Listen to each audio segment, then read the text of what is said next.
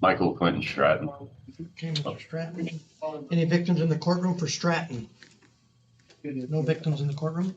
Any parties that are want to be known for Stratton? Okay.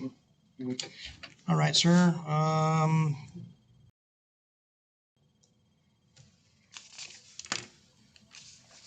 The state is alleging 7 charges against you. 4 of those charges are felonies, and they're all charged the same, which are misconduct involving weapons, being a prohibited possessor. There's 3 misdemeanor charges that are alleged against you. 1 is an assault, the 2nd is threatening and intimidating, and the 3rd is disorderly conduct. Regarding the felony charges, I've scheduled you for a preliminary hearing on November 25th at 4:00 p.m. The preliminary hearing is to determine if there's probable cause to charge you with those felony allegations, not convict you, only to charge. If it meets the threshold of probable cause, then your case will bind over to the Gila County Superior Court, and they'll take disposition on the felonies. Okay. If it does not reach probable cause, then those charges could be dismissed or reduced to misdemeanor violations. There's a possibility that the case will go in front of a grand jury instead of that hearing.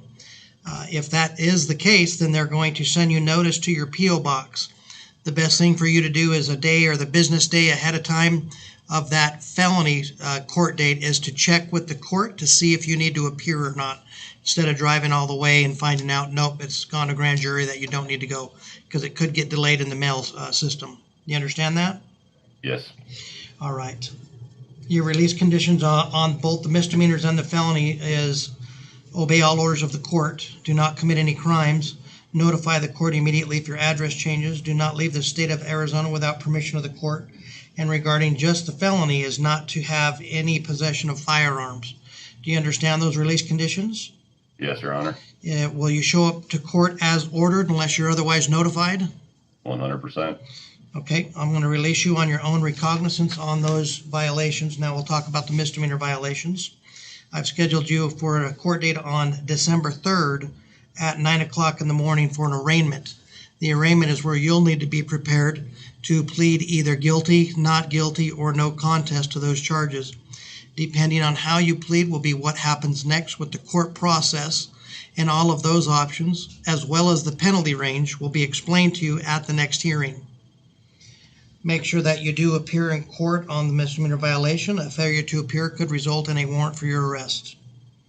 Your release conditions, again, obey all orders of the court, not to commit any crimes, notify the court of any address change, not to leave the state of Arizona, and then additionally, not to have any contact with the alleged victim by any means. And also, I'm ordering you to report to pre-trial services. So what that is it's the probation department. You're not on probation, but you're on pretrial services. They're going to monitor you between now and your next court date until the case is adjudicated. So each court proceeding on the misdemeanor violations after that until the case is complete. What they're doing is monitoring you to make sure you're obeying these release conditions and that you're appearing in court. Any violation of that, they'll notify us and we warrant your arrest. Do you understand those conditions of release? I do, Your Honor. I just have one question as far as the no contact with the victim. Yes. I work at the one convenience store in town. So in regards to me going to work and him coming into my work, how do I go about that? Are you the only employee working at the time? Yes, because the owners drive down to the valley to pick up their food order and do their food runs to bring it up to the small town. Yeah, I don't know on that. If there was another employee, what I would suggest you would do is have the other employee help that customer / victim in this case with that transaction or what may happen. I understand that there's not many convenience stores either. What I can tell you to do, the purpose of this is to keep the two of you separate and not communicating because of the allegations that are made here. You might want to talk to the business owner about that and see if they can make some arrangements to make sure there's always 2 people there in case that does happen, or if they want to.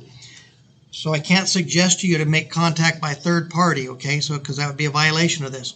But if the store owner wants to make contact with them, if they know who they are and how to get a hold of them, to see if they can come up with a communication style to let them know when he's coming to the store, that they make sure somebody else is there so you don't have to be confronted with that. That's something they can do if they wish to. So you're not directing them to do it, but that's an option you can discuss if they wish to do that. Okay. Okay, Thank you, Your Honor. does that make sense? Yeah, it's up to their decision on whether they want to. Yeah, whatever they wish to do. All I can do is set the parameters of this release condition. Any other questions in that on the release conditions? Okay, can you abide those release conditions as well? 100%. And you'll show up to court as ordered on that date. December 3rd, correct? Yeah, and you'll get copies of this. So when you're released from custody, I plan on releasing you on your own recognizance on this case as well. You'll have another paper that has the name and the phone number of the pretrial services.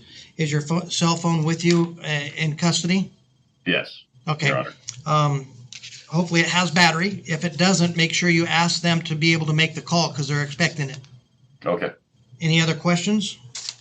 No, Your Honor. Okay, that's all I've got for you. Thank you. All right, well,